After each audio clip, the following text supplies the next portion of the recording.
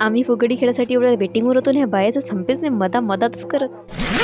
जय श्रीराम मित्रांनो, कसं काय सगळं मजेत ना? तर welcome to the next part. तर आजच्या आपल्या सप्ताहाच्या समाप्तीच्या रंगारंग कार्यक्रमाची सुरुवात होते इथून. म्हणजे आमच्या घरासमोर पुरी यात्रा, पालखी, दिंडी वगैरे सर आलं होतं. मग सगळे आपापल्या तयारीला लागले आणि मीच एकटी बिना तयार व्हायची विचार करून राहिली की काय घालावून काय नाही. मग जे हातात भेटलं ते घेतलं बाई. आणि बाहेर आलीच तर सगळ्याची म्हणजे एकेकाची पूजा करणं चालू होतं. आणि तिथून बस 2 पावलं समोर आली तर इथं कुणाला दिसतं मला मठ्ठाच्या काउंटर उभा होता. एकटाच उभा होता बिचारा. मग काय आता इथून दिंडी निघाली, समोर गेली. तोपर्यंत आम्ही आमचं फोटोशूट केलं आणि मग आलो आम्ही थोडंसं समोर. तर तेवढ्यात नाश्त्यासाठी ब्रेक घेतला होता सगळीनं. म्हटलं चला नाश्ता करून घ्यावा.